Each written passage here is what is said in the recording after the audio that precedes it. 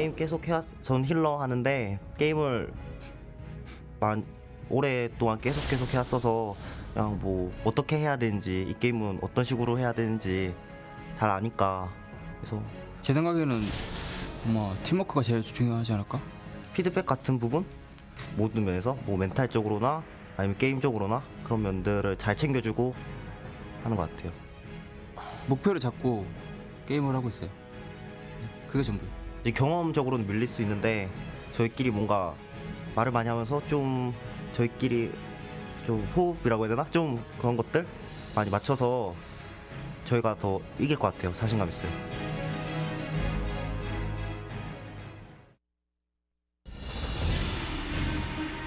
The World of Warcraft World Championship is brought to you in part by Intel, Windows 10, T-Mobile, and MasterCard. Hey guys, welcome back to the World of Warcraft Arena World Championships. Once again, we are live in Burbank, California, and we just saw the European powerhouse SK Gaming take a 2-0 lead over Original Gangstar. Up next, we've got the North American first place regional winner, Cloud9, up against the Korean team qualifying through the Asia Pacific region. Do it for fun. We're going to go ahead and throw it over to the casters to take an updated look at the brackets. All right, Jackson, thanks so much. And yeah, let's go ahead and take a look at those updated brackets so that we can get a rundown of where things are going to continue to progress from here. Of course, that last series we just saw was, of course, SK Gaming going up 2-0 against Original Gangstar. It's not really an unexpected match. By the way, I should mention that Venruki's at the desk now. We've got Elliot Venzel, aka Venruki. He's joined us here at the caster desk. But what did you think of that last match? It was fun. I was backstage watching the games. I have to say, the Chinese team, they played really, really well. Unfortunately, like you guys were saying, I think this is one of the toughest matchups in the game for WLS, playing against that Turbo Cleave, especially a Turbo Cleave of this caliber. It's really hard to sort of overcome the disadvantages they may have been at. I think, like you were saying, they still have an excellent chance in this tournament. A lot of the teams in this tournament are very scared of them. Yeah, for sure. Okay, let's go ahead and take a look at those updated brackets. We do have those available for you guys now, of course, as we said. SK Gaming going 2-0 against Original Gangstar. They will later on, Original Gangstar will be fighting against the loser of Tempo Storm versus Solari Gaming, as they have dropped down to that lower bracket. Of course, SK Gaming now sitting pretty in that upper bracket. They know that, okay, we've won one of our games, so we can't possibly come in last in our group, so they will be moving on to BlizzCon next week. That's got to be a huge sigh of relief for that team. If we can take a look at Group A, we'll get a look at what's going to be up next here, which is going to be Cloud9 versus Do It For Fun. And then, of course, later on today, we will have Skill-Capped EU versus Follow Esports. What do you think about this next matchup? Cloud9 versus Do It For Fun. Cloud9 is the team. They play RMD, and they play only RMD because they only have a Rogue, a Mage, and a Druid on their team. Yeah, like I was saying, if Do It For Fun has the answer to RMD, I think this is going to be an incredible match. However, if they haven't found that secret comp or that secret setup or that secret strat that can dismantle RMD, because Cloud9 is one of the best RMDs around, so they have to have the strat, or I think this is going to go 2-0 in the favor of Cloud9. Yeah, against an excellent team like Cloud9, like you were saying, if they're not playing their A game and they don't have something figured out, it's going to be very difficult for them to take a game against what many consider to be the best RMD in the world. Yeah, and of course, Do It For Fun. If I remember correctly, they've been playing FLS, right? Feral Warlock Shaman. Am I remembering that correctly? We watched them practice a whole bunch yesterday, and they actually had a few different comps that they swapped between. But I think they were mostly playing FLS. I could be entirely wrong. No, I've slept since then, so. No, they've played Fairlock Shaman as well as Warrior Lock Shaman. I think those are the two compositions that they've been playing. Okay. And in practice, they've been doing well against many of the teams, kind of surprising a lot of the North American European teams who think that those two regions are superior, but these two Asian teams have come and they're showing that they know what to do and they can play the game. Yeah, I'm glad one of the things that we let the players do, because we have this opening weekend now, is that we fly all the players out a little bit early. They have some practice time, but not only that, they're going to have a week before BlizzCon. So the second that this tournament ends, if they have made it onto BlizzCon, you know they're going to be going back, reviewing all the videos from all the different teams, making new strats, and just practicing the entire week, being able to boot camp. Yeah, and it's very important as well, just especially for the teams that are coming from outside of North America, just to have that little bit of extra time to rest up a bit, get over that jet lag. It can really suck if you're like on your way out here and then like the next day you have to play, but it's like 3 p.m. to me. This is weird. Why am I sleeping until 3 p.m. or whatever? I don't actually think that's how that would work out in terms of time zones, but doesn't really matter. Either way, we do have a matchup video showing what the thoughts between these two teams are going into this next match. So let's take a look. Having not lost a single series feels really good. Gives us a lot of confidence. I guess if I was going against someone that hadn't lost like a single, like they've only lost like one game out of like their whole entire regionals experience, I guess I'd be a little nervous playing against them. Yeah. 첫 번째 경기 저희가 어차피 도업드 조합이 하도 많으니까 나온 팀들이 거의 반 이상을 만날 거라 생각하고 왔는데 이미 생각하고 와서 그런지 좀 준비한 만큼 하면은 이길 수 있다 생각해요. They probably know quite a bit about us. Well, I'd assume they already know like what comp they think they have the best chance with against RMD, and just practicing the matchup a lot. RMD can be pretty unforgiving if the team is good. 2달 동안 이제 팀원들이 많이 챙겨주다 보면서 대만까지 좋은 결과로 블리즈컨 올라왔고 그래서인지 더 많이 욕심이 많이 난다고 생각하거든요. All right, interesting. Always interesting to hear the thought, especially coming from Mudyane, saying that he's feeling a little bit rusty in the Taiwan. He almost had to kind of get carried by his teammates a little bit. That's sort of an interesting thought coming out of him, leading into what I mean, obviously is like a very big deal to be able to I like that here. though. I like that that's one of the reasons why he wants to win. I mean, obviously to be a BlizzCon champion, but because he, maybe he was shaking off the rust, maybe he hasn't played, as extensively as his teammates, and he felt like his teammates may have carried him through the Taiwanese regionals, but I think it's an awesome reason to want to win. Yeah, absolutely. I think having that kind of mindset is sort of the championship mindset where if you have a bad performance, you can sort of analyze it and see what you can do better. And at the same time, if you do really well, you can say why you did well, Yeah, and of course, to find out whether or not they're going to do well, we do have to actually bring them out onto the stage so that they can play. So let's start this off by taking a look at Do It For Fun from Korea.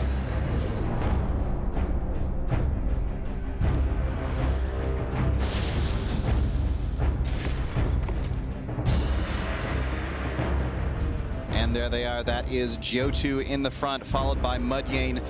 Right behind him is Yunyun, and down at the end, that is Coding. Of course, we saw both Yunyun and Coding at BlizzCon last year. They were playing as part of Team Push Push, and they did actually really well in last year's competition. Yeah, absolutely. I mean, they came in as kind of the underdogs, and I think that team, more so than any, surprised everyone. Once again, just like this year, the Asian team's coming in really proving that they are good, despite not being able to really play on the North American and European realms that much. They still know exactly what to do. Coding was saying that he thinks that their team has some of the best synergy of all the teams here, so maybe that'll work out for them. Yep, and we do have one other team to introduce, so let's go ahead and bring out Cloud9 from North America.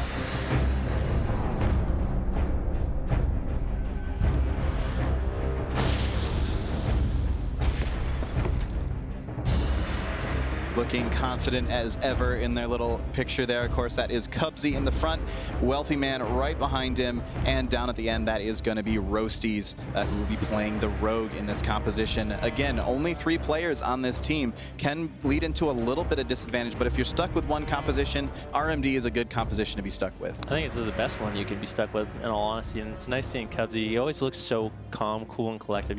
If they lose, which they don't do often, he sits there, looks very focused, as well as when they win, doesn't get too excited, stays in the moment, make sure he's sharp as ever for these games. Yeah, when we were standing back in the player area watching them kind of warm up, there were definitely some players getting a little tilted at some losses. Like, may have been some yelling back and forth between teammates, maybe switching the blame and stuff. But like you said, if this team had like a close match or they lost one, they were just sitting there talking over what they could have done better, because RMD, very formulaic. Once they land that CC chain, they have to keep it up. That is how they're going to win this game. And we've seen teams in the past that actually, if they've lost a game, it can set them a little bit on tilt, and they're not talking about what they should be. They're not executing the right strategies, and it can be a real problem. So having sort of that calm demeanor and that calm mindset where you can actually talk over the things that went wrong can make a big difference. Oh yeah, absolutely. It's just so important to be able to talk strategy with your teammates instead of shouting at each other. It can be very easy to be like, why did you do that? Why did you do that? Instead of sitting back and saying, okay, you know what? Next match, let's just take a step back. We'll make sure we're CCing more and so on. But we do have the draft results ready and available for you guys. Let's go ahead and take a look at what compositions these teams have locked in. Of course, we're expecting Cloud9 to be playing that Warrior Mage Druid, and in fact, or excuse me, Rogue Mage Druid, and in fact they are. And it's going to going to be Affliction Warlock, Arms Warrior, and Restoration Shaman from Do It For Fun. That WLS that we just saw Original Gangstar playing in the previous match. However, this is going up against RMD. How do you feel about this matchup? Well, I think one of the things, I mean, traditionally people think RMD does exceptionally well against WLS, and I think that's true on Alliance.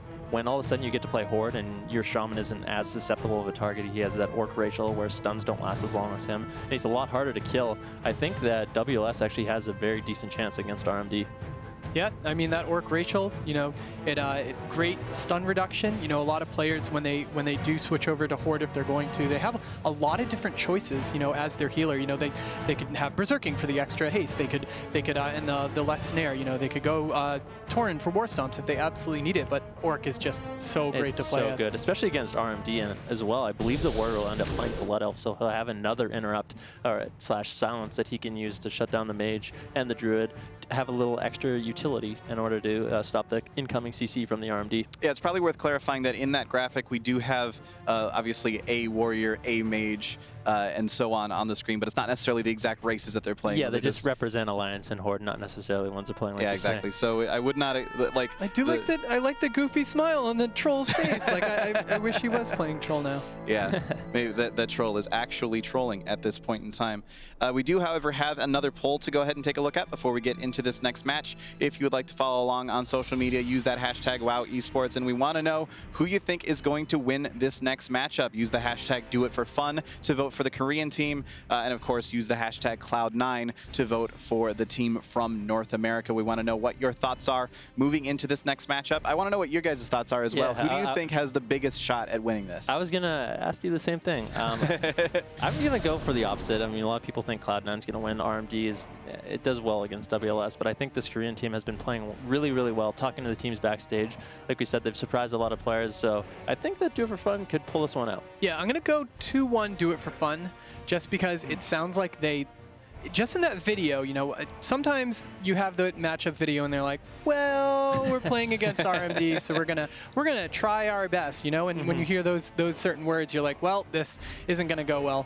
But they sounded pretty confident in that video. I'm gonna have to go 2-1 Do It For Fun. They're gonna figure out how to beat RMD. Yeah, we definitely saw them when they were practicing doing very, very well against several different RMDs. That said, Cloud9 is a really good RMD. Yeah. I'm gonna be the one that stands out on the desk here. I'm gonna go 2-1 in favor of Cloud9. I feel like Cubsy, Wealthy Man, and Roasty. I feel like they have it in them to beat this team from Korea. But that's, again, it's kind of the angle that I'm coming from with it. Is I think that Cloud9 is good enough to beat these guys. Not that I think that necessarily the Korean team is at a major disadvantage. Like, I think that Cloud9 might actually be at a little bit of a disadvantage here, and they're just good enough to actually win. I think that Cloud9, if they play as well as they did at the North American Regionals, there's almost no chance they lose. To be honest with you, they play that well against something like WLS, and their CC's that tight, and they don't mess up the defensive cooldowns. I think they'll probably end up winning, but it would be cool to see Do It For Fun give these guys a run for their money. Yeah. Yeah, definitely. It's actually a really good point to make, is we know that RMD is a very strong composition, and a lot of people have been saying, oh, they won because RMD. Okay, sure, yes, they were playing RMD. RMD is a really good composition, but they played it flawlessly at the North American Regionals. So I really expect to see very high-level play coming out from these guys. That said, there's been some time that's passed since then. Mudyan was saying in that video that he was feeling a little bit rusty. I know, obviously, Cloud9 has been practicing, but they haven't had a tournament for a little over a month now since that America's Regionals. So maybe they were having a little bit of an opportunity to have to shake off a bit of that rust as well coming into this. I know we've talked about RMD a lot and how good it is and how strong it is, but there is compositions in this game that can beat RMD. I think WLS is one of them that definitely has a decent shot. This Holy Pally God Comp, Turbo Cleave, obviously SK has been showing that they know what to do against RMD. They kind of had the answer, and they won the European Regionals because of that. Yeah, and that'll be interesting to see, you know, if Cloud9 makes it past this, if they have to fight any of those European turbos, because that's going to be their big trial point, I think, in this tournament, if they can defeat Do It For Fun. Yep. While we're just waiting for these teams to get everything sorted out here and get into this game, we do have some thoughts from Do It For Fun directly on just how they feel about their team as a whole. So let's go ahead and take a look at that.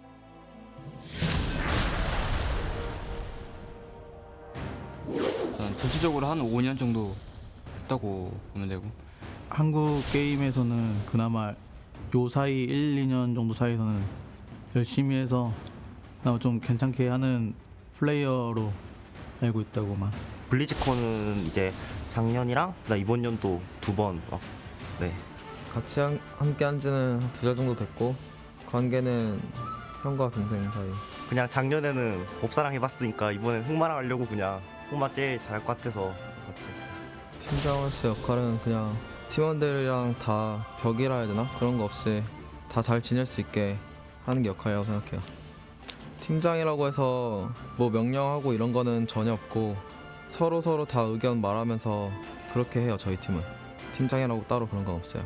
뭐 저희 조합, 저희 컴프가 그러니까 다른 팀들 조합한테 다 강하다고 할 수는 없는 조합이라서 다 만나고 싶진 않은데 특별히 뭐 누가 무섭다 이런 거는 없어요.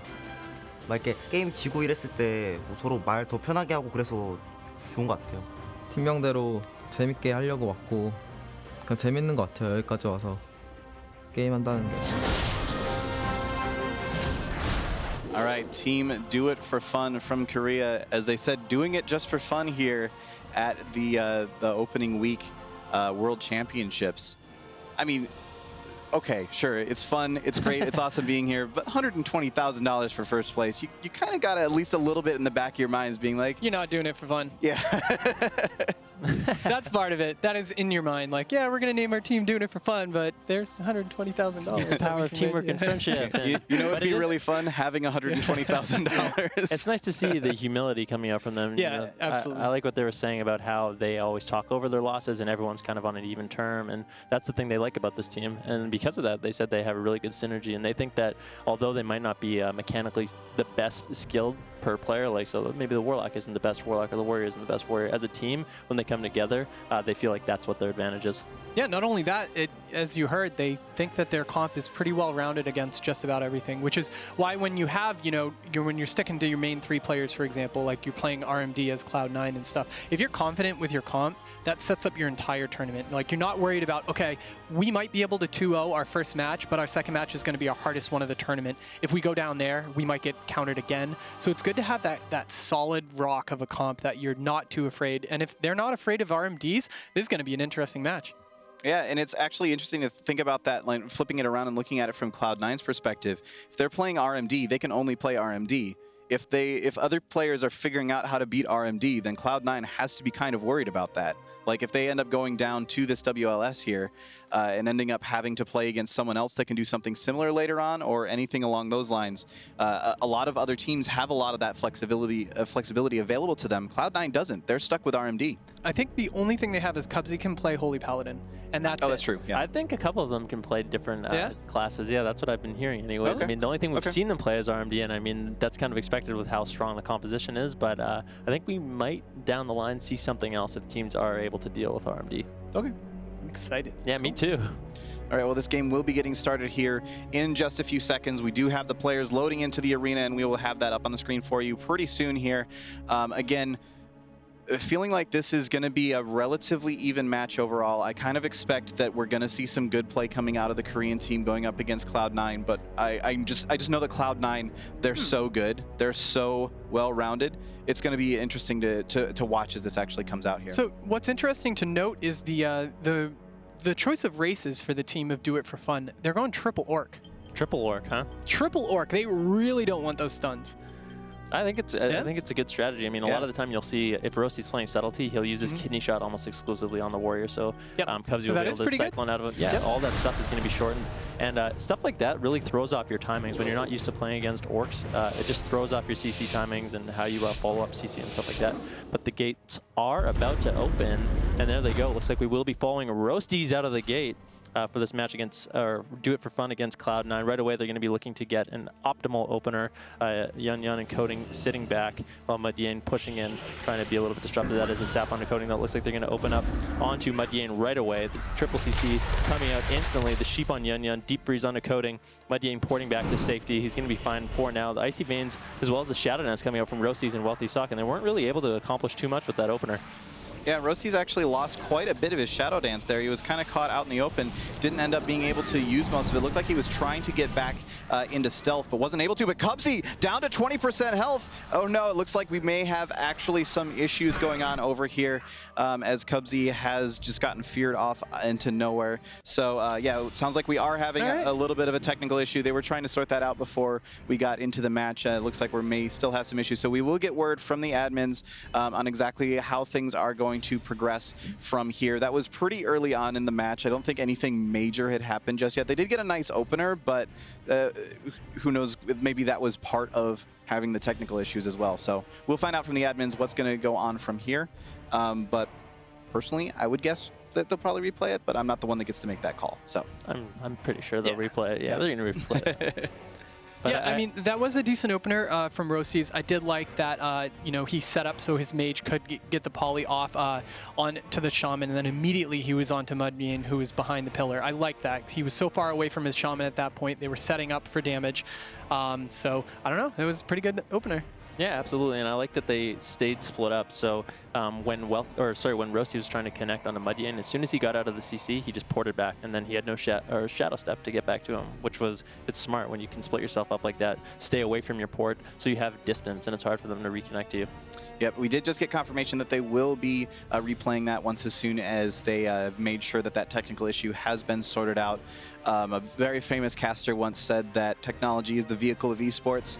We are somewhat left to its limits at certain points in time. I'm not sure where the issue actually was there, but we will get that sorted out and get these games going for you guys, because I know you guys want to see some more epic PvP action. I want to see some more epic PvP action. I was talking to you specifically. Yeah. Oh, okay, good. Yeah, and I'm excited for these matches, like we were saying over and over. You know, it's great to see these teams. We've seen Cloud9 play a lot, you know, since we did cast the North American regionals a lot. But I want to see more games out of Do It for Fun.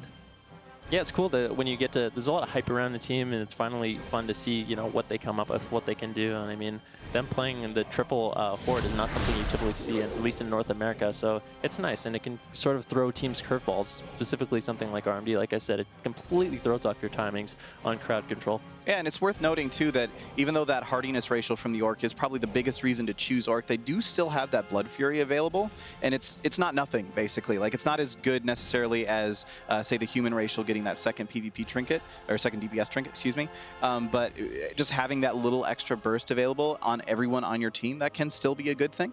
So, yeah, I'm really curious to see how this works out for them with that triple Orc.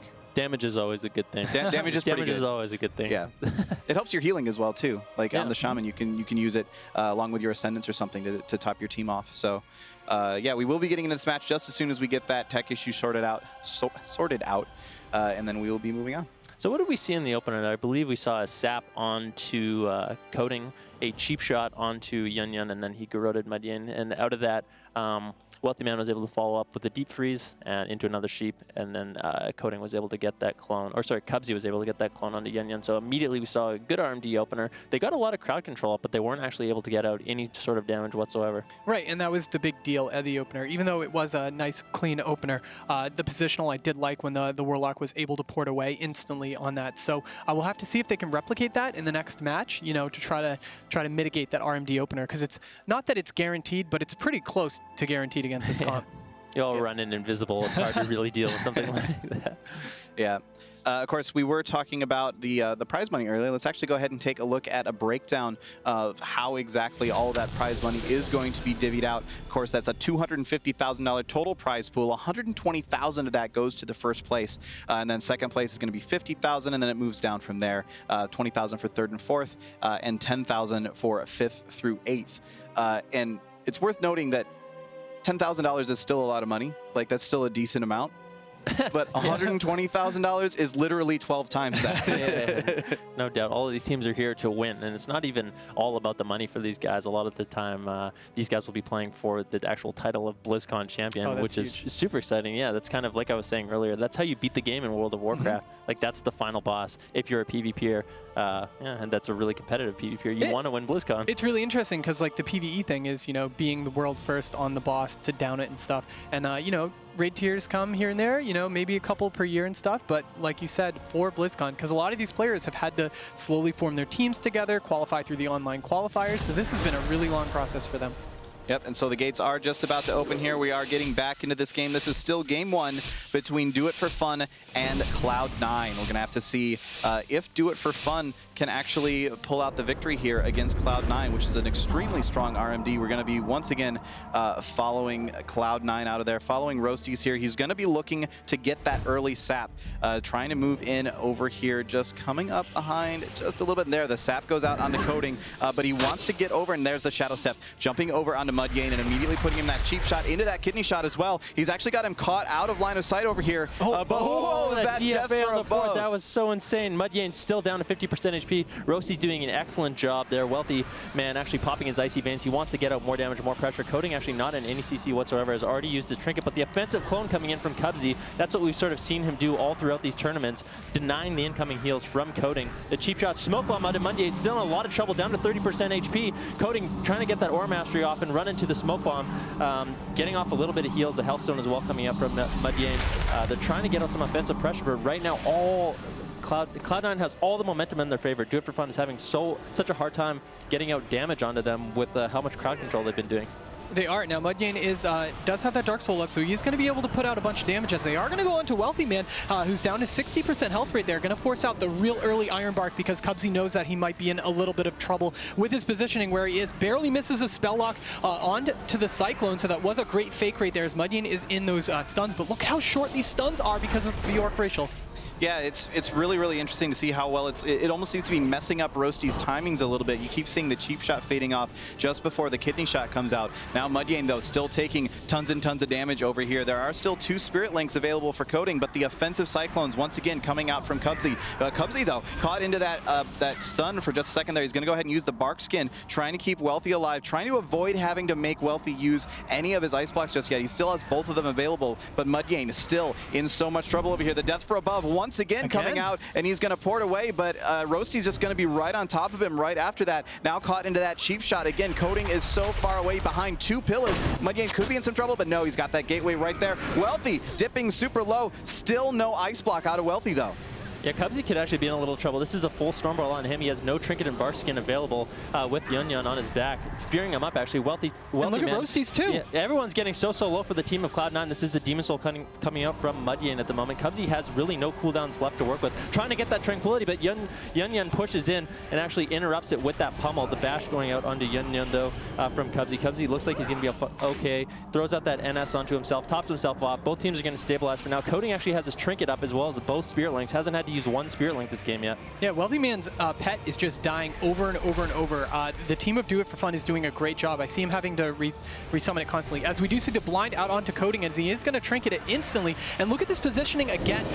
Again, Mudvayne is ready to port back. He's ready there with the gateway if needed. It is impeccable positioning from Do It For Fun. Yeah, Mudvayne doing an excellent job kiting. He did manage to avoid that death from above from Roasties that time around. Managed to not port in the middle of that, meaning that Roasty would have stuck onto him. Wealthy takes a bit of damage here, but he's still holding on to that second ice block. Cubsy doing a great job of keeping him up, but now Cubsy caught into that Stormbolt. Could mean a little bit of trouble for Wealthy here, but no, they're actually going on to Cubsy there for just a second, trying to get a Cyclone off. Doesn't look like he was able to get it, but Mudgain once again having to run from the team of Cloud9. Wealthy gets low just enough to have to force out that Iron Bark from Cubsy, and Cubsy just running around in bear form at the moment as much as possible, trying to avoid getting any sort of swap over onto him. Cloud9 actually seems like they're a little bit scared of Do It For Fun swaps right now. Yeah, Mudgain actually getting cloned up there. The full kidney shot going out. Coding it, catching a huge heal with a well-timed heal coming out of that clone, but the smoke bomb coming out. A lot of damage, death from above, pardon me, coming in. Mudgain still in the middle of the map tanking this damage. He does have his port available if he needs to get away.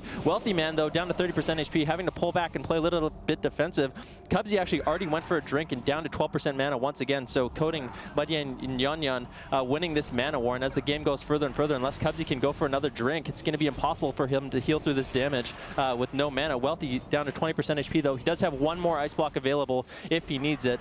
The NS coming out from Cubsy. Yun Yun going to be cloned up. Cubsy in a lot of trouble, though, loaded up with haunts. If somehow, some way Yun Yun is able to connect on him, he could be in a lot of trouble. And that's what they're going for right now. Yun Yun goes back out immediately. Roasty is ready to answer it with some peels. But look, die by the sword instantly so he can stay on his target. I really like this, but Cubsy has already gotten away.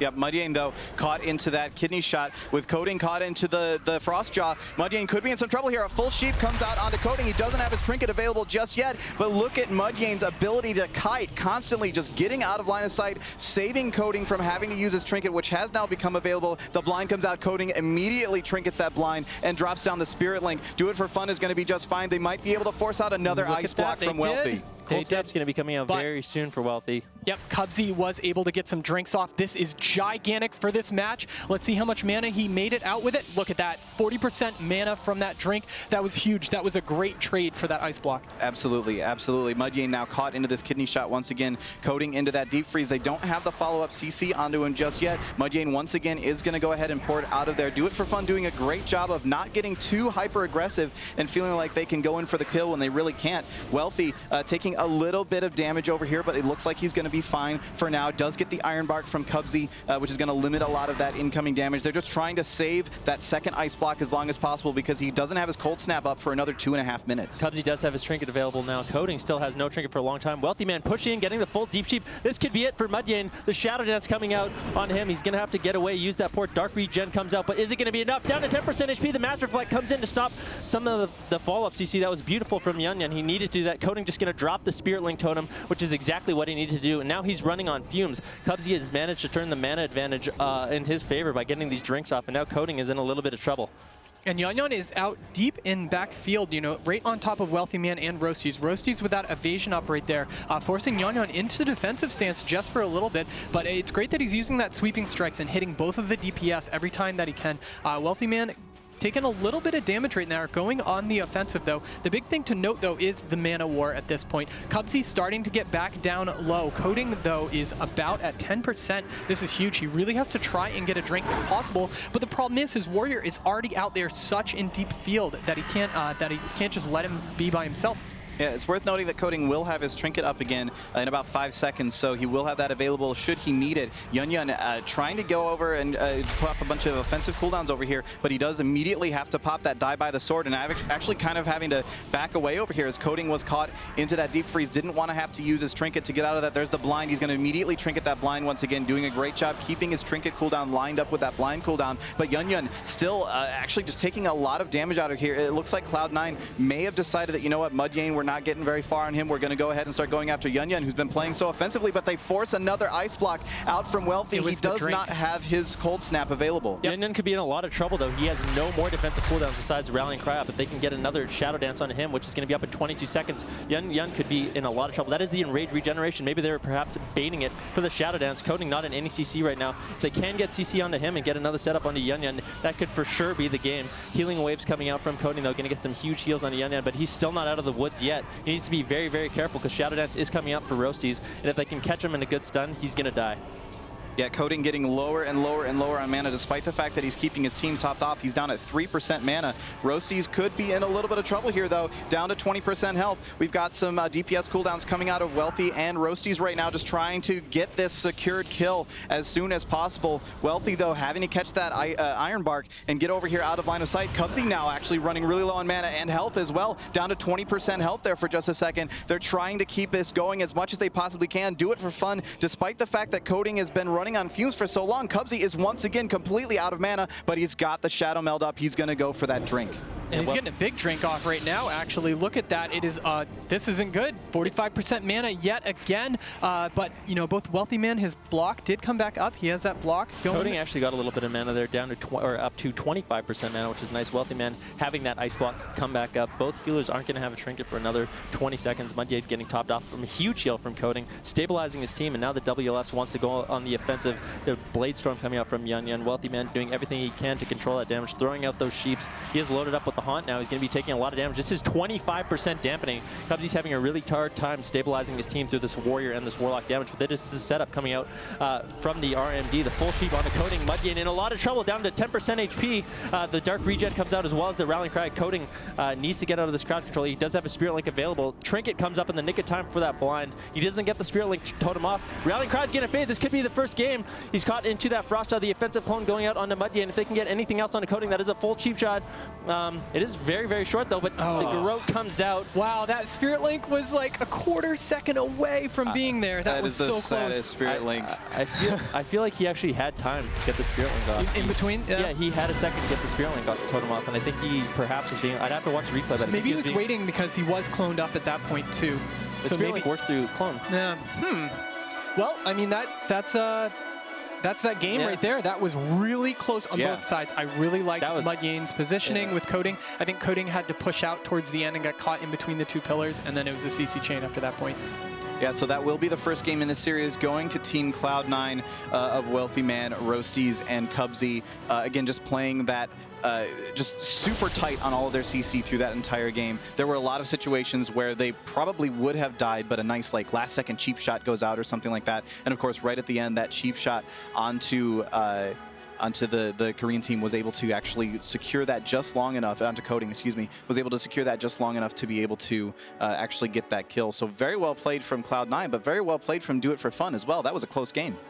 Yeah, it really was. What a great game that was, and that was just the first of the match, which does mean that the team of Do It For Fun is going to be picking the map at this point, and then Cloud9 will lock in their comp, which we can only imagine is going to be RMD again, and I can only assume that Do It For Fun is going to stick with that comp because they did such a great job this match. I wonder what map they're going to choose. I think if I had to guess, it would be something like Blades Edge, especially since Mudgain was the target basically the entire game. He's going to have that bridge to jump off and port back up, which will be very nice for him and make him way harder to kill. And surprisingly enough, even though there wasn't that Z access, it was almost like they were playing with it in that match just because of where the pillars were positioned, and every single time, you know, he had that gateway that was kind of like cutting through the LOS of both pillars, so he could leave the Shaman back behind the other pillar and then bait the Death from Above. He actually, you can tell he learned. Like he waited for the DFA after the first couple that, you know, he just, you know, he could have died right at the beginning at one of those DFAs because it brought him to the port. Almost every single one of his ports, too, were the Soulburn ports, so he has that sprint and that freedom to sort of kite around the pillar and get away and make it really hard for them to connect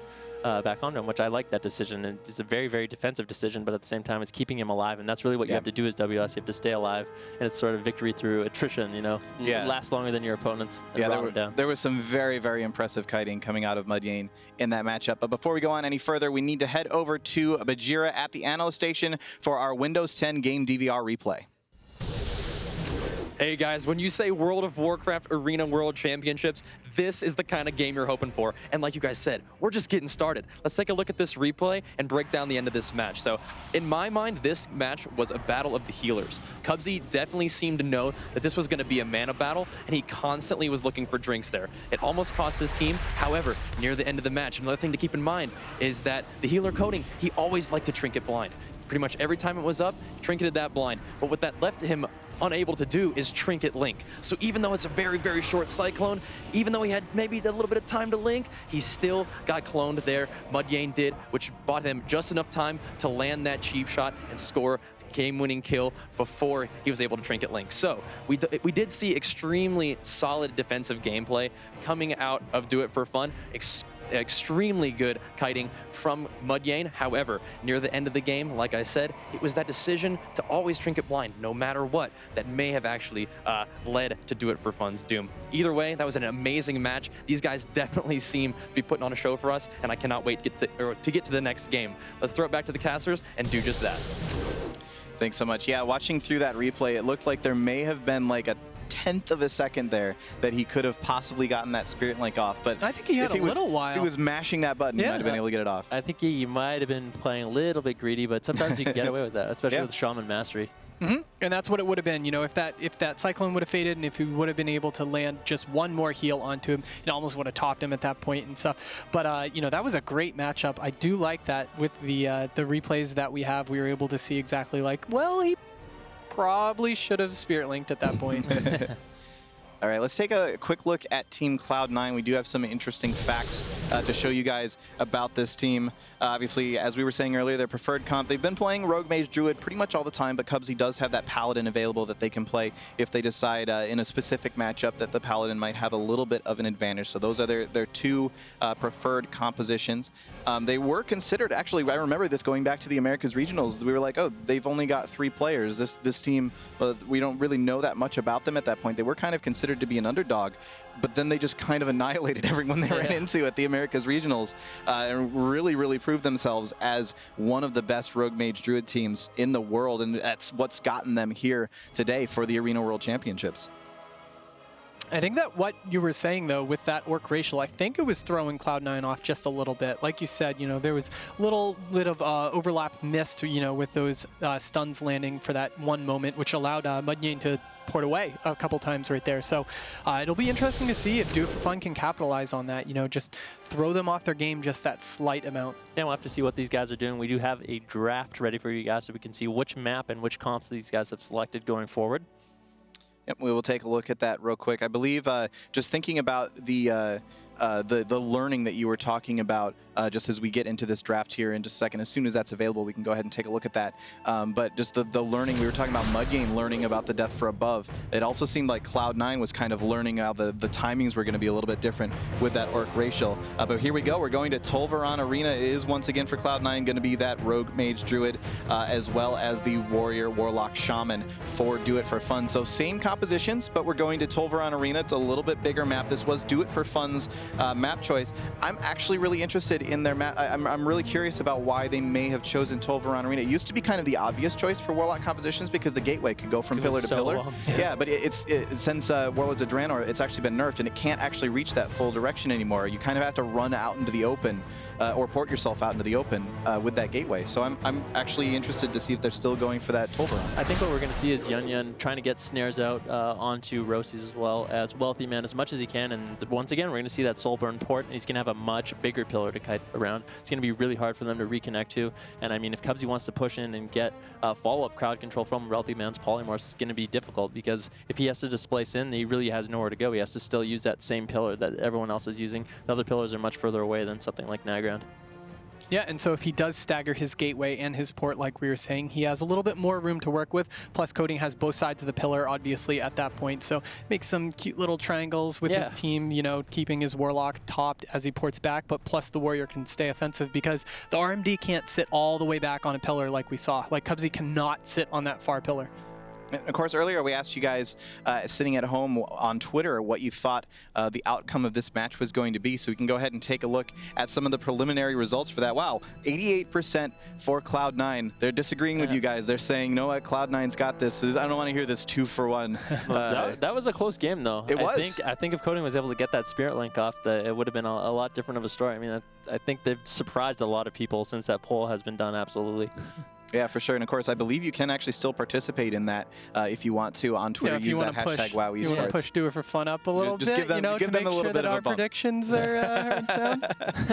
If they can at least win the poll, then that will. If they end up losing the series, but they win the poll, then fine with me. That's it's basically a 2-1 victory. Yeah, exactly. All right, we are just waiting for one of our players. I do believe they are going over Cubsy's headset right now, I think. Something. But we are going to figure out what's going on with that. So just a short delay for you guys. But we do have that draft already. Same compositions. It wasn't any, I wouldn't have expected any change. Do you expect any race change, faction change from any of the teams? I think it'll end up being the same thing. One of the things I want to talk about that last game is mana seemed to be such an important issue for both teams. So I think Coding as well as Cubsy going to be having to look for those drinks when they can, when that's available to them, when they have the time and their team has the momentum in their favor. That's something that they're going to have to look for a little bit earlier on in the game till when, I mean, once you get to minus 25% dampening, it becomes really hard to find those key moments where your team's going to be fun and they can live long enough. And that was the thing. We saw Wealthy Man trade blocks for drinks, basically, for Cubsy. And, you know, when they are focusing Wealthy Man, that's kind of a gamble at that point. But it definitely did pay off because there would be no way that Cubsy would have been able to heal through that towards the end. Yeah. Yeah, and it was interesting as well, just talking about that mana there, just looking at Do It For Fun and Coding. He was on fumes for a long time, and he managed to keep his team alive. Cubsy went out of mana twice, got 2 drinks off, while Coding was sitting at like 8% mana that entire time. Really showing, the ability of the Resto Shaman to be able to sort of run on fumes for quite a while just because of how well their mastery works in those deep dampening situations, but also showing his own presence of mind. It can be really, really easy for a healer in that sort of situation to start to kind of panic and be like, oh god, I have to pop every single big heal that I can right now. And instead he's just sitting back like, this healing wave. This has got it, no problem. Be fine, no big deal whatsoever. And yeah, also Coding is just having to pretty much single target heal the entire game, whereas Cubsy, his whole team is dying to the Warlock and the Warrior, and it can be hard to keep up your HOTS and be mana efficient at the same time. Yeah, if there's one thing that RMD doesn't do exceptionally well, it's spread pressure. They can make swaps on a dime, but constant spread pressure is something that they, just the Frost Mage and the Rogue aren't really able to, they don't have major damage over time effects or anything along those lines. Like there's Moonfire, I guess, but that's from Resto Druid. That's not going to do anything. So it's interesting to note. That's a very, very good point, actually, that Coding really only has to worry about 1 or 2 targets. He's not really ever worried about his entire team at once until they do get into those deep dampening situations. Right, which means the Resto Shaman Mastery, like we were saying, is perfect for this situation. That said, I do like that he was holding his trinket for that blind every single time, and it was like, same thing. You have to line up those cooldowns, because if he would have eaten a full blind during those matches at any point at that point, Mudyan would have died. Yeah, that's a nightmare. If you get like Deep Frozen into Polymorph, Frostjaw into a full blind, that's just the game. So you have to line up those cooldowns unless it's an absolute emergency. And I like that he had the presence of mind to really just save it. And it was great because we'd look and we'd be like, oh, this trinket's on cooldown, and it's like, oh, it's back up. Oh, blind hit. Oh, it's trinket again. Yeah, you see a lot of players actually doing that and just lining up, because blind's a 2-minute cooldown, trinket's a 2-minute cooldown, and that's just that little extra burst of CC that RMD has available. So just making sure that you always have that trinket available for when you know there's going to be a long CC chain, because blind is in the mix. It can work out really, really well, but sometimes still you might want to sit through that blind just because you think you might need it in the next few seconds. Either way, the game will be starting here very, very shortly. We have gotten the players into the arena, and as soon as these gates are about to open, we will be bringing this game to you guys. It's going to be game 2 between Do It For Fun and Cloud9. Cloud9 up 1-0 in this series. If Do It For Fun loses this, they're going to drop to the lower bracket, but if they win, they have the chance to come back and take it. Yeah, and nobody wants to lose in this situation. Do It For Fun, of course, 1 game away, like you said, from the losers bracket. Cloud9 1 game away from the winners bracket. Both teams got to be very nervous and anxious for this game. Roasties, we're going to be following him out of the gate once again, going to be using that Shroud of Concealment, keeping his whole team stealth. It looks like they're going to be sitting back at the beginning. They don't want to get pulled out by being over-aggressive. Looks like Mudyan is once again going to be pulling away from his port, so if they do get the initial CC onto Coding and Yan, he's going to be able to be in the open and port away to safety. Yeah, he was going to try to bait the sap with that intervene and try to get it onto the Warrior, but it doesn't look like it's going to land. Same with the Cap Totem. Roasty is just playing very patient and gets the sap and the cheap shot, and they're going to do the exact same opener onto Mudyan. But look at where Mudyan is playing right near that gateway, because that deep is going to land onto Coding, and I do believe, yep, Frostjaw after it. So long CC chain, but Cloud9, not capitalizing on that quite yet, followed by the Cyclone. Just look at all these CC layered on top of each other onto Coding. Yeah, Mudyan does have that Dark Soul active, though, and he's starting to put out a whole bunch of damage over here. Mudyan taking quite a bit of damage himself, getting caught into that cheap shot, or excuse me, that kidney shot. Gonna cause him some trouble over here. Roasties, though, popping his offensive cooldowns, trying to put out a whole ton of pressure, but neither team really getting put into any really scary situations just yet. We did see the Spirit Link Totem coming out from Coding there, and that's gonna be the first real major cooldown coming out from Team Do It For Fun. I like what Cubsy is doing. He's using his trinket. He's trading his cooldowns for the WLS's cooldowns. He doesn't want to fall behind, so he uses trinket, Iron Bark, as well as Vigil right away to sort of top his team up and make sure that they can stay offensive and that they don't fall behind and have to worry about healing too much. That is the full blind on Coding. He does have his trinket. It looks like he's going to try to sit this full blind since Mudyan and Yan are completely fine, and that is going to mean that later on in the game, his trinket isn't going to be lined up with blind, so they might be able to capitalize on that way further down. Mudyan actually using his Demon Soul, and if you guys look at the frames, when a player uses his offensive cooldowns, you can see the fire around their frame. So when Demon Soul's up, you can see the fire. When Shadow Dance is up, you can see the fire, and that's just something to look out for. Now Cubsy down to about 60%, you know, but sitting good at 54% mana. Wealthy Sock having to have that Iron Bark placed on him, and there we go. Now we see a Shadow Dance with that death from above, with the kidney into the cheap. Mudjane has to eat that Rallying Cry right there, as he is going to port back, and he is getting kind of low. Coding has to Trinket Link right there, but Mudjane isn't in the... There it goes. Wow, oh man, that was so close. So close. And that's what I was talking about there. Now Coding had to use his Trinket on just a Deep Freeze Polymorph, and around like a minute and a half, he's going to have no Trinket for the blind, and the RMD of Do It For Fun may be able to capitalize on this. Cubsy actually taking a little bit of damage, displacing away and actually going for a drink really early on. Right in the middle? Yeah, right in the middle. Wealthy Man still has both his blocks available. Doesn't even look like they're going to have to trade it. They're actually going aggressive right now. Mudjane taking a lot of damage. Deep Freeze going out on a Coding. Cubsy actually able to get a lot of mana out right there. The full sheep. Mudjane trying to do his best to get away, but Roasty's on his back doing as much damage as possible. The sprint, though, finally able to get away. The Master Reflect comes in too little, too late, not able to reflect the Polymorph onto Coding, who's still in CC. Wealthy Man taking Wealthy Man taking a little bit of damage right now. Catches a huge NS from Cubsy, gets topped up. Mudjane doing an excellent job kiting and basically surviving. Coding caught into that full clone right now.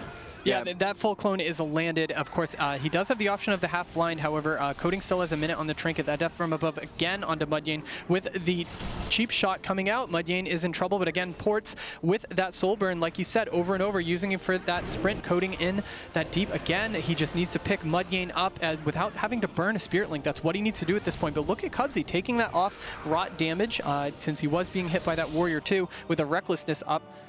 Wow. Expect a full blind very soon on a Coding. A Wealthy Man, or Rusty is going to have that available if they can get a CC chain. Mudjane has no more defensive cooldowns. Coding really doesn't have much. Spirit Link coming up in around 20 seconds. But this is their time to capitalize on it. Shadow Dance coming in around 20 seconds. Cubsy getting so low, almost into execute range. 21% loaded up with the Haunt, trying to get away the best he can. The cheap shot going on to Rosty's.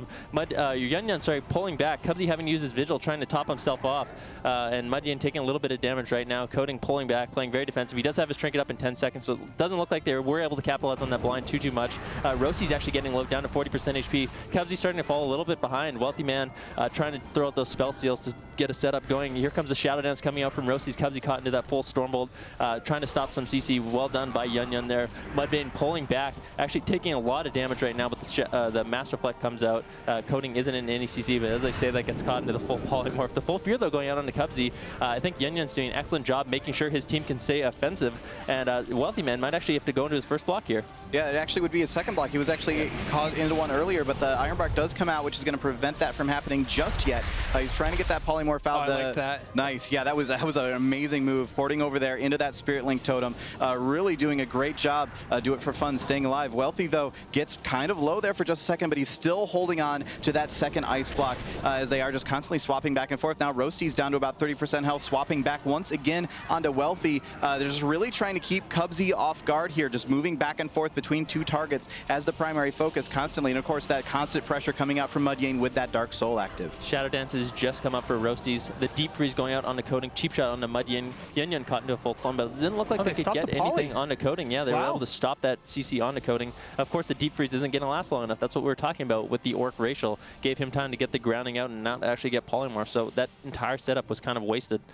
One of the things I liked earlier in the match that we saw on camera, I do believe, was Roasty's ran away back with Cubsy out behind the pillar because Cubsy didn't have any defensive cooldowns available for him. And Roasty was able to get just a flat re-stealth off, no vanish, and was able to put some crowd control out onto Yunyun, who would have killed Cubsy at that point. Oh, but Cubsy just got a nice big drink, putting him back up at 45% mana, matching him with Coding. Coding actually doing a great job of keeping his mana pool at a decent spot through this entire match, despite all the damage that Mudjane's been taking. Here we go once again. Yunyun actually trying to use his Recklessness here, trying to put some damage out onto Wealthy. They really want to get that other block out of him, as he will have his Cold Snap in about 30 seconds. But Wealthy's still taking a lot of damage, but they're turning it back around onto Mudjane once again. He just came out of that kidney shot.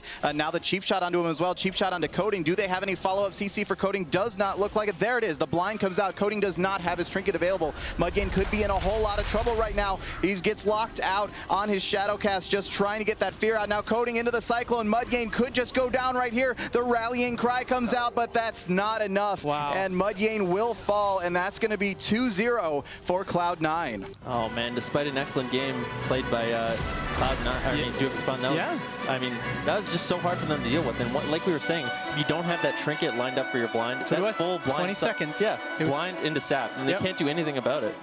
Roasty's basically winning them the game with that crowd control there, done excellently, and Mudyane really couldn't do too much. Yeah, just a really, really well-played finish there from Cloud9, even getting the sap off, because once Coding had been sitting in that CC for long enough, of course, he drops combat, and the Rogue is able to get that either a vanish sap or even just getting a re-stealth and getting that sap off just to drop himself into stealth, getting that sap off, just that little bit of extra CC, and that's what we've been seeing coming out of Cloud9 through their entire tournament career up to this point, is just getting every last little bit of CC timed just perfectly. In the first game, we saw them get kind of thrown off with that, with the Orc racials a little bit, messing up those timings, and that's the sort of thing that can really mess you up in those situations. You're just so used to, all right, I cheap shot him, and then 2 seconds later, I kidney shot him. It's like, actually, now it's like 1.7 seconds or something like that. That makes it a little bit weird for you, but they obviously got past that, had some amazing CC just lined up perfectly in that last bit there, and that got themselves the win. Yeah, and Do It For Fun did a great job of disrupting the CC of Cloud9. There were so many times when Wealthy Man was pushing up for that deep into Sheep, and they stopped him, and then they locked the Frost Jaw also. So great job for Do It By Fun. I can't wait to see more games from these. But however, Cloud9, just absolutely impeccable play. They did such a good job. Yeah, kind of like we were saying, if they played well, it's going to be really, really hard for Do It For Fun to actually pull off a win. I mean, a lot of the time they had a lot of pressure, but once Cloud9 felt that they were in trouble, they were able to just pull back, play defensive, get out their crowd control, and they made sure, even though they were taking a lot of damage, they still were being offensive, and they could pull out of that sort of defensive position and get the damage rolling in their favor. Yep. All right. So before we move on any further, we do need to head over to Jackson at the analyst station, where he has got our Windows 10 game DVR replay. Thanks, guys. Awesome sets of matches there, with Cloud9 having to fight really tough against Do It For Fun. However, the thing is with Cloud9 is that when the pressure's on, they can handle it, and that's what got them that 2-0 sweep in that series right just then. Let's take a look at this replay, because we have some really nifty plays that led to that last game victory. So we know that Coding loved to trinket that blind instantly. We made a big talk about that. We were talking about that for a while, and it was effective. We saw that it kept this team alive for a long time and almost allowed them to dampen down Cloud9. However, in this match, he started trinketing a little bit differently, and I think that's one of the things that led to their demise here. Because once you sit that full blind that just landed there, you are very susceptible to Roasties, who just about is able to CC off of anything. He's going to go for that sap right off of that, and there's really nothing they can do at this point. Easy win for Cloud9 there at the end, even if it was a difficult match throughout the course of it. We are going to talk to Roasties here in just a second, but we're going to go ahead and throw it back to the casters while we get set up. All right, thanks so much, Jackson. Yeah, we will get that interview for you guys here very, very shortly, but just sort of unpacking that series yet again. Despite it being a 2-0, that felt like a very, very close series. Like, that could have easily gone to a game. Of course, we all predicted that it was going to be a 3-game series. I predicted the Cloud9 victory. You guys predicted Do It For Fun. I just want to put that out on the record that I at least got that bit right. Thank you very much. But yeah, no, that was an awesome series. I'm really, really excited about the rest of the games that we've got coming up. They're all going to be so good. Yeah, that's what we have in store for the rest of the games. And I'm excited. I knew these games were going to be good. Of course, these are some of the best teams in the world, if not the 8 best teams in the world, coming here competing for us today. And yeah, like I said, if this is what we have to expect for the rest of the tournament, I'm excited. Yeah. Absolutely.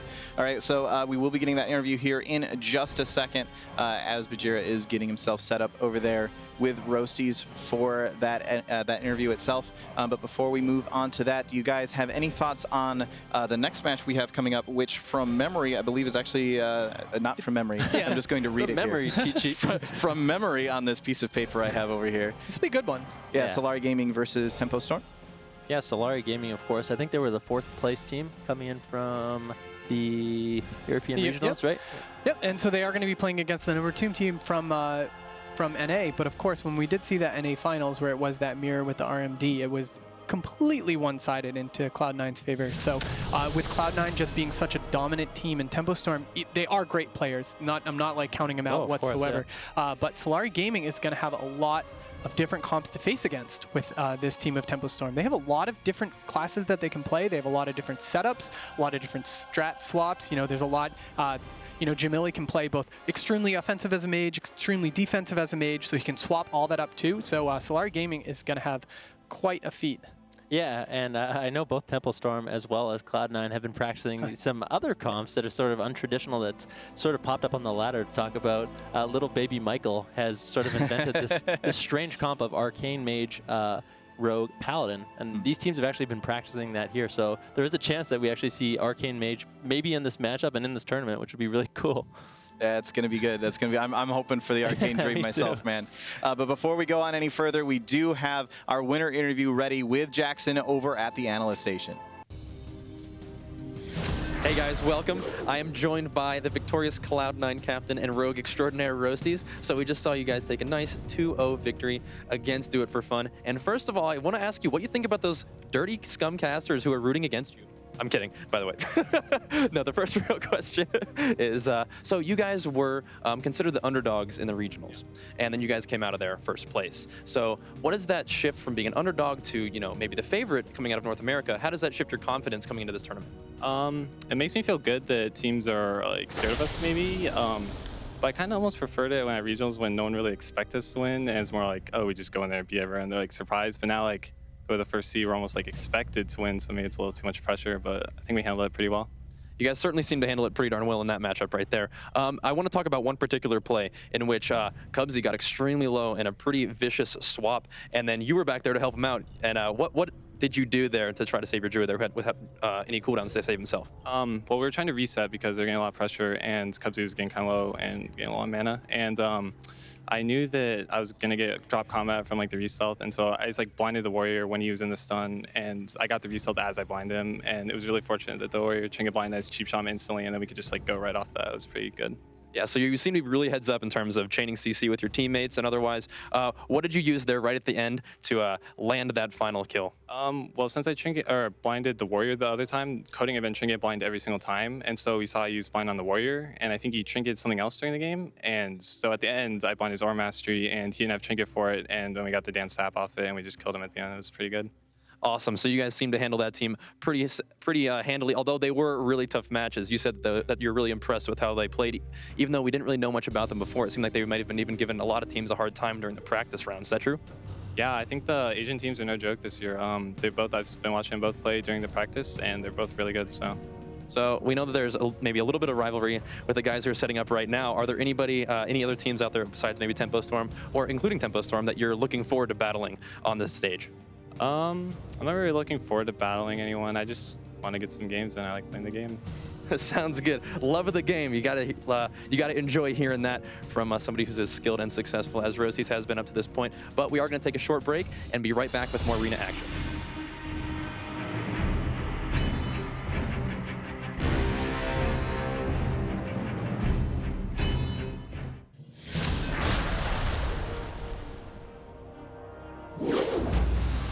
It's not going to get any better than BlizzCon, right?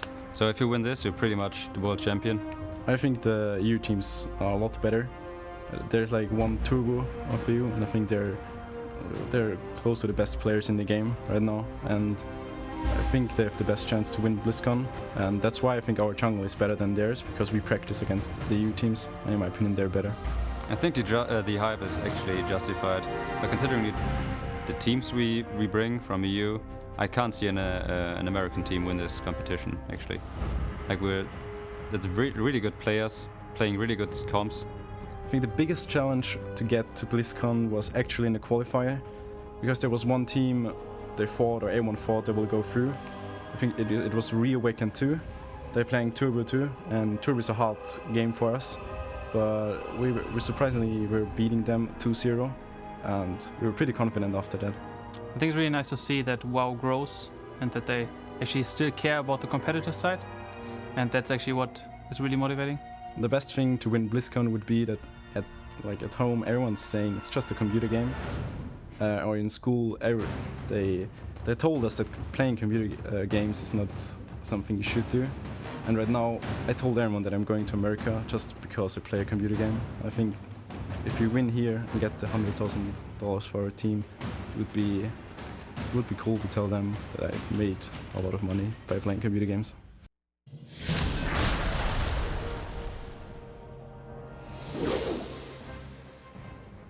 So I think our team would be probably the best at BlizzCon because all four of us as individual players are respectively probably the best at our class. We've played together since season 13, which was the second season of Mists of Pandaria. And ever since then, we've been pretty good friends, and we get along pretty well, so it's good. Yeah, Lee will definitely play an important role in BlizzCon. He didn't play much in regionals, but we're going to need him for certain matchups. Lee's job is mainly just to communicate what's going on with him and whether or not we can be playing aggressively or we have to pull back or something. So I think my role as team captain, other than just keeping up on top of things, is making sure that our entire team is, keeping on track and making sure they're staying positive. If we've lost a series or we lost a few games, then it's usually not a big deal because we can bounce right back and just get over it. I've always wanted to compete as a player at BlizzCon, and especially playing a Holy Pally, I feel like my class is a little bit underrepresented at these kind of big tournaments because in the last few years, I haven't really seen many. Winning BlizzCon is really important to me because I've been at the top of the game for a very long time and I haven't really had much to show for it, and this is an opportunity to prove that why I'm so good.